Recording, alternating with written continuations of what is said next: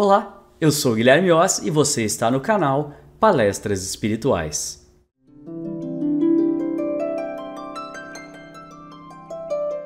Bom dia, boa tarde, boa noite, meus queridos e minhas queridas, tudo bem? Guilherme Oss de volta aqui com mais um vídeo no canal Palestras Espirituais. Estivemos ausentes aí por mais de um mês, mas isso é porque eu estava de mudança, tá? Eu mudei de cidade, mudei de casa e você sabe que com isso tem uma certa organização a se fazer. Agora tá praticamente tudo certo e eu vim aqui hoje trazer mais um vídeo para vocês, tá? Um vídeo de reflexão.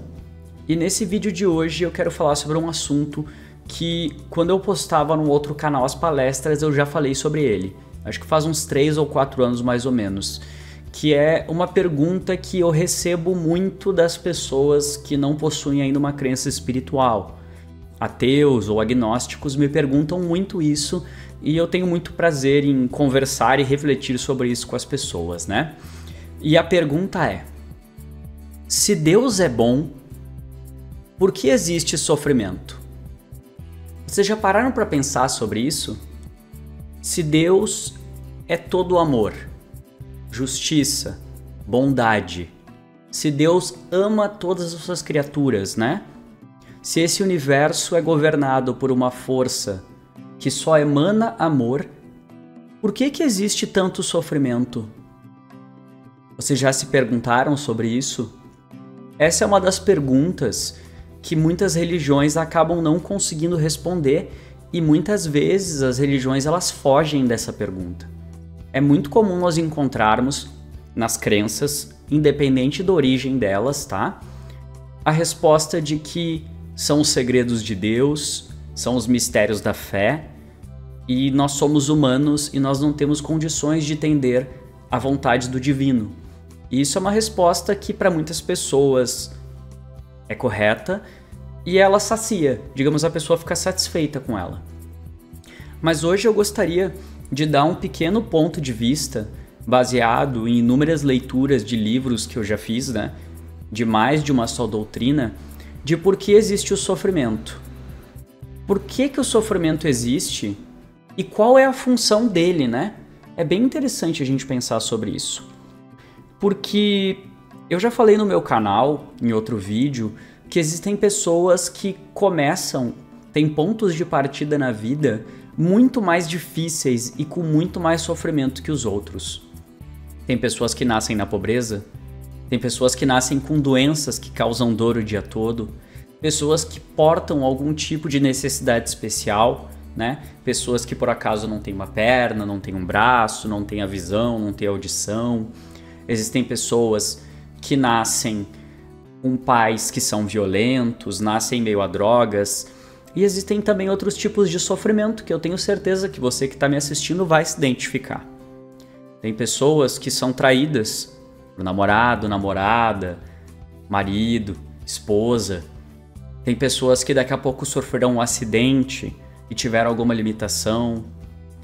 Pessoas que desenvolvem doenças que causam muita dor. Pessoas que de repente perdem todo o dinheiro que têm, seja por um evento natural, como uma enchente, né, uma grande chuva, ou pessoas até que são enganadas. E tantas pessoas sofrem. Mas como é que nós podemos combinar a ideia de que Deus é amor se existe sofrimento? Muitos irmãos de crenças tradicionais me diriam que Deus está testando as pessoas, que você precisa provar a sua fé, você precisa provar o seu amor a Deus. Mas se não houver um motivo para você estar passando o que você está passando, você concorda que parece um pouco injusto? Pensa só, tá?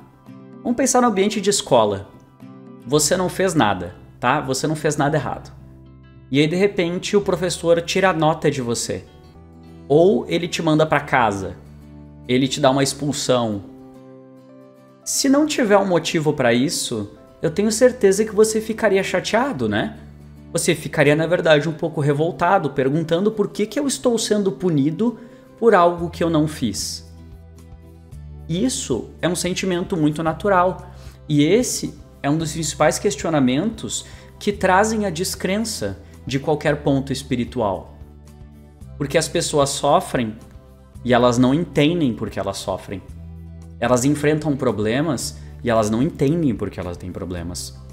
Mas eu digo para vocês que, na verdade, o sofrimento é provocado por uma única pessoa. Nós. Eu. Você. E muitas pessoas devem estar olhando para mim com uma cara. Amigão, Guilherme, irmão, eu fui assaltado. Ou sei lá, as pessoas fizeram bullying comigo. Ou alguém me bateu. Como é que a culpa é minha pelo cidadão ter me batido? Se nós olharmos apenas para esta vida, realmente, parece uma injustiça, né? Parece uma grande injustiça. Porque se você nunca fez nada para provocar isso nessa vida, sabe? Se você não tá recebendo uma punição justa, então é meio que uma sacanagem, né? É meio que assim... Como assim? Que pai é esse? Que Deus é esse? Que pune as pessoas sem haver motivo para isso. E é por isso, meus amigos, que eu falo muito, e eu entendo que este é um ponto de crença delicado, que muitas pessoas não creem nisso, mas é por isso que eu digo que enquanto nós considerarmos apenas esta vida, apenas esta existência, não nos é possível com sinceridade afirmar que existe justiça no mundo, ou que Deus é justo. Mas agora pensemos o seguinte, faça um exercício, tá? Mesmo que você não acredite nisso, imagine.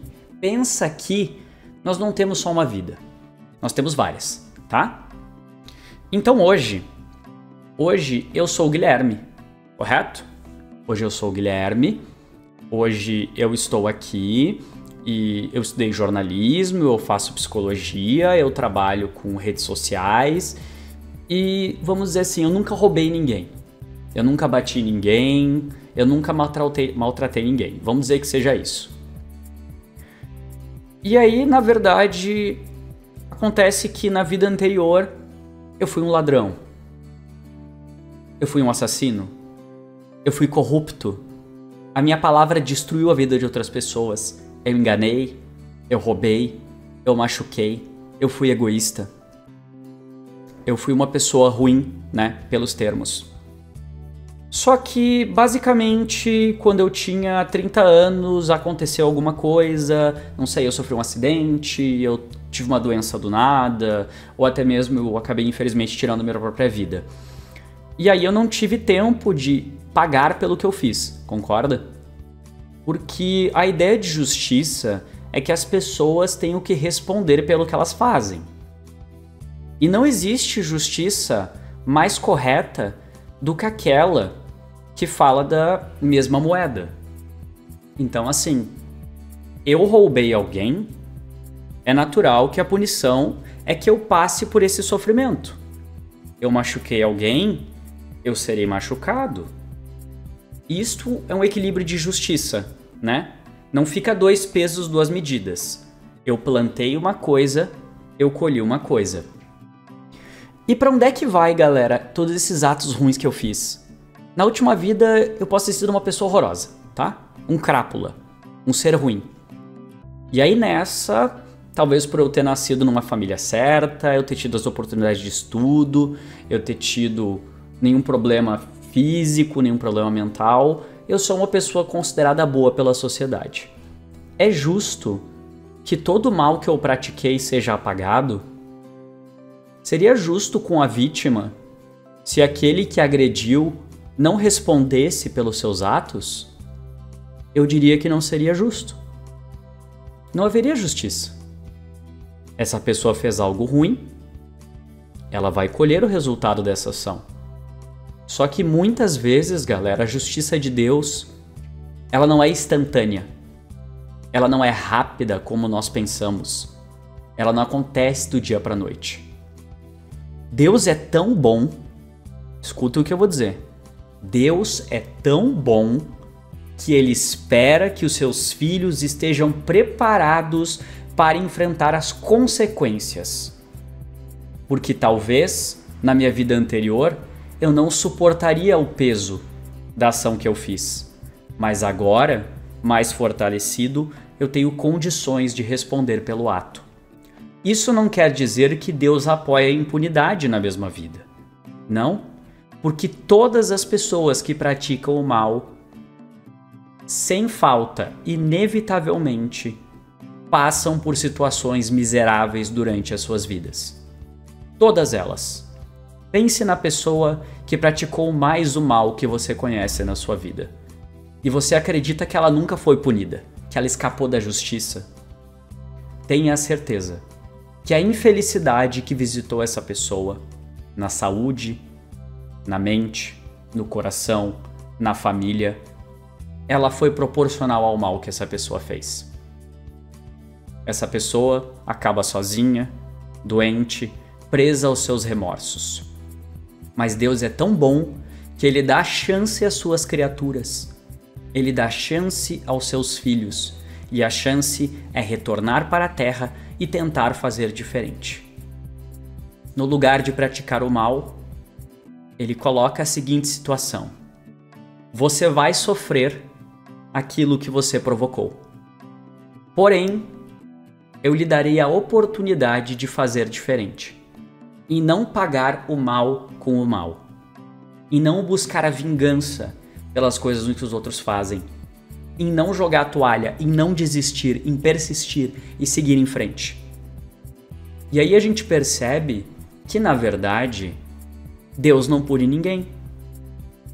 É um pouco difícil para as pessoas entenderem isso, né? Porque nós vivemos ouvindo que Deus pune os maus, Deus pune a maldade. Mas eu digo que Deus não pune ninguém. Deus ensina. Deus educa.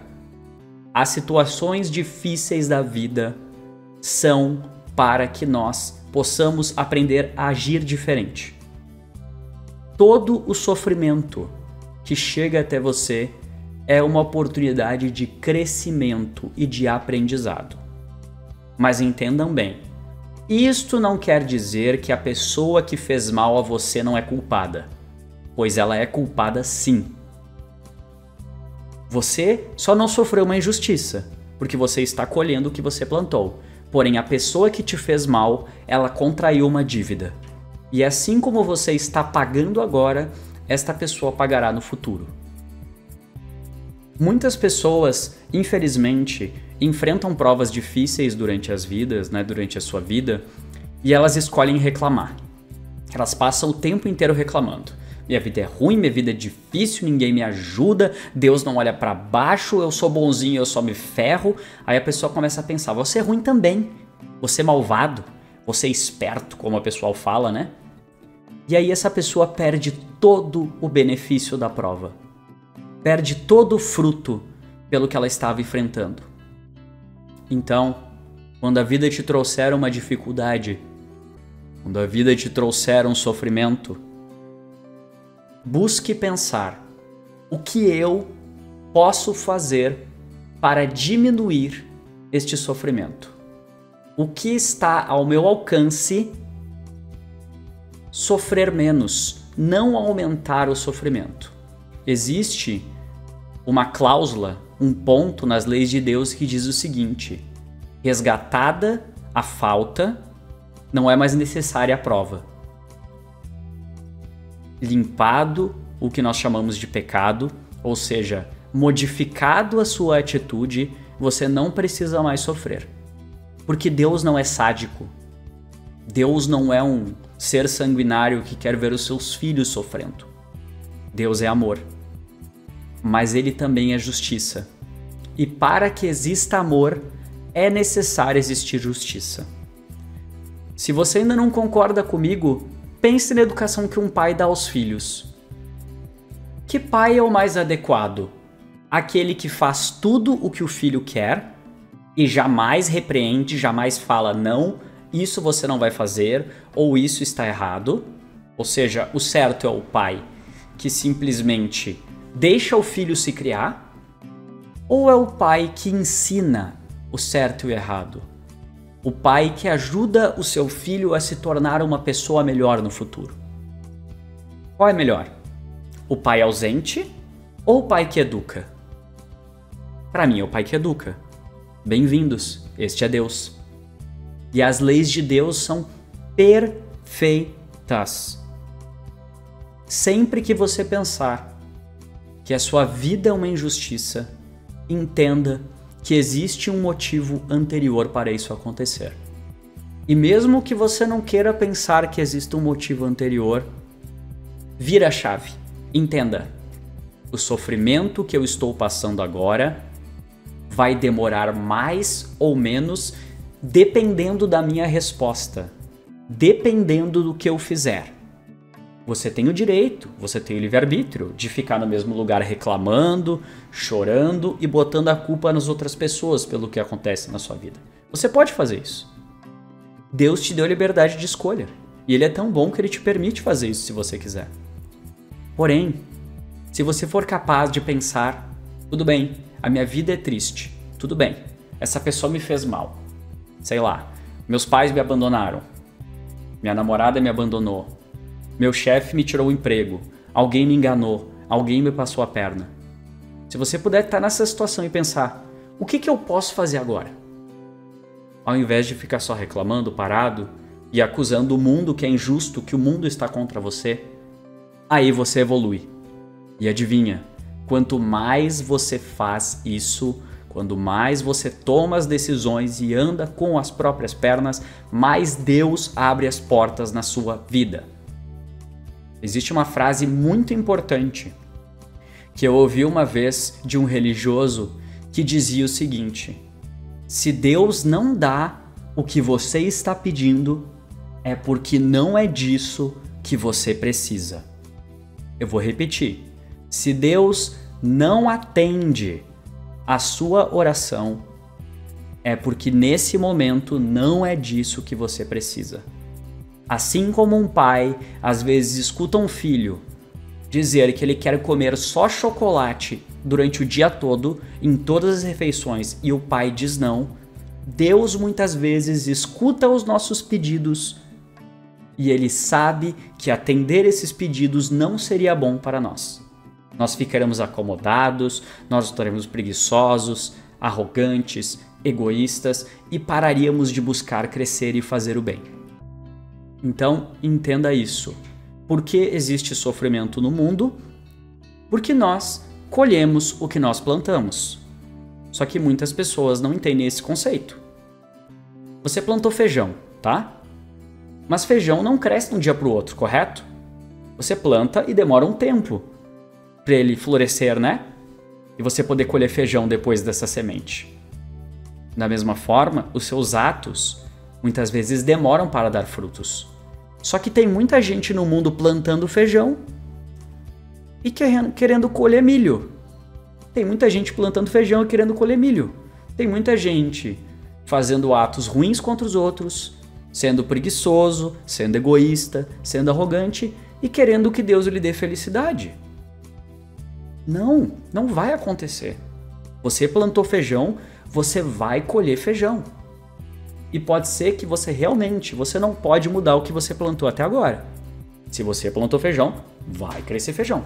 Mas você pode hoje dizer o seguinte: eu vou começar a plantar outra coisa.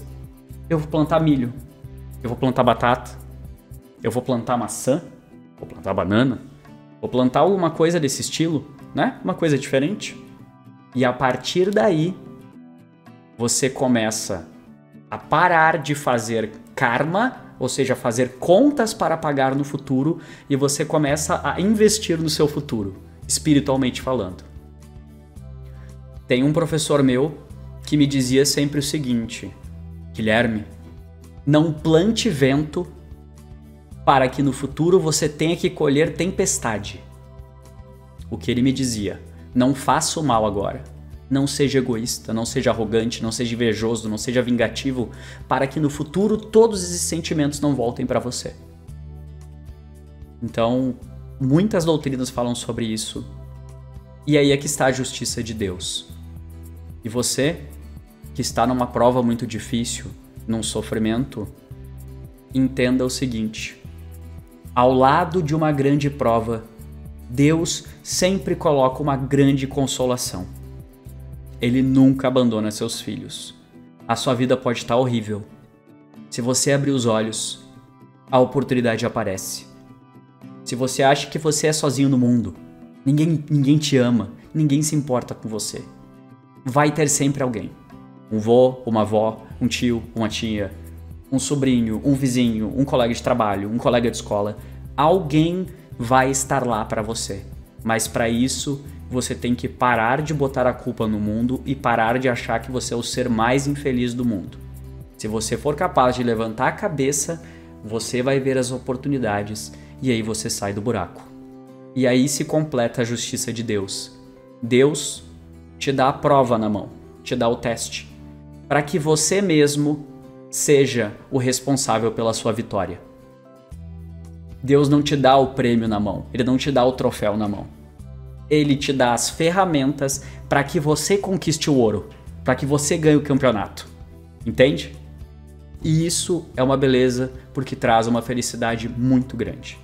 E isso é mais um exemplo do amor de Deus. Tá bom, pessoal? Espero que eu tenha respondido essa pergunta. Deixe os comentários abertos e livres para quem quiser conversar, tá? Botar a sua opinião. Peço sempre que tenham respeito, tenham tranquilidade. Ninguém está aqui para se chamar de mestre ou para querer mandar nos outros. Estamos todos aqui para aprender e evoluir, tá? Eu posso estar errado no que eu estou dizendo, porque eu sei que eu tenho muito que aprender ainda também, tá bom? Mas é isso aí, pessoal. Muito obrigado. Eu sou o Guilherme Oz, vou ficando por aqui. Até mais e fui!